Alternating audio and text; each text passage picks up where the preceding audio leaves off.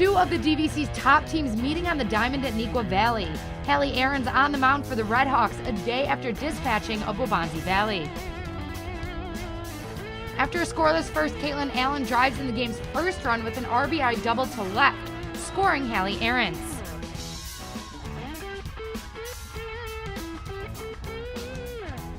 After an Isabel Gomez RBI single, Claire Bush rips a single up the middle. Gomez scores from second, and a bobble from Michaela Domico in center allows Grace Biondo to come around from first. 5-0 Redhawks.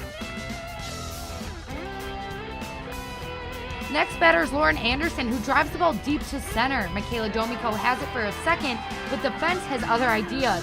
Knocking the ball out, allowing Bush to score as Central is rolling with a 6-0 lead.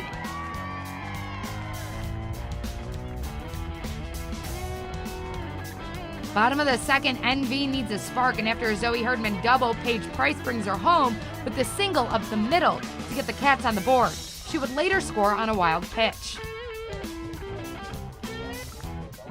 Jumping to the bottom of the fifth, Neuqua down 7-2, but Abby Meeks quickly changes that with a 2-run blast to center field. Danielle Olson scores as the Wildcats cut the lead down to 3.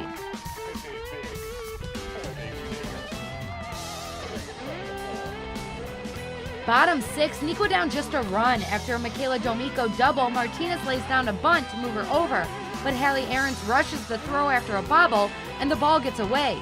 Domico comes around to tie the game at 7.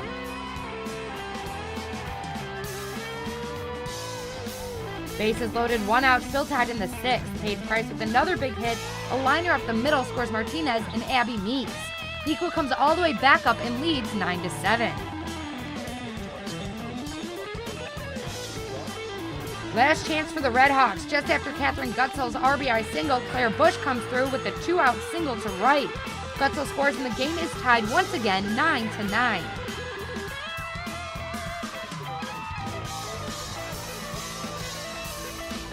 Next batter is Lauren Anderson, and it's not deja vu. The senior powers another deep drive to center. This time, Domico makes the incredible catch before hitting the wall, keeping the game tied. Bottom of the 7th, 2 outs, Domico on second after a walk, and Danielle Olson hits a single just out of reach of a diving Emma Gaskin. Domico scores the game winner as the Wildcats walk it off in a thrilling 10-9 victory to stay atop the conference standings. I've hit the fence plenty of times, so I wasn't really scared to hit it again. I knew it was close behind me, so I just knew I had to keep going to get the ball, and that was a really important ball to catch because I believe we were tied at that point, so I couldn't let those 2 runs score. It was really important because we do have a very strong hitting team, so we want to be confident coming out onto the field to get those runs back, and we know that we've seen over and over again that we can come back from being down, so just keeping our teammates up and making sure they don't give up early on in the game is important. It's super important to have that attitude because we can't let being down in the game stop us from coming back to keep our bats rolling, and so I'd say we've kind of always had that attitude and mentality where we just have to keep strong a whole game to keep pushing through to get the win. So I think a huge part is that we've worked on not stringing our errors together. So if you commit one error, just picking your teammate up and making sure that another isn't committed after that.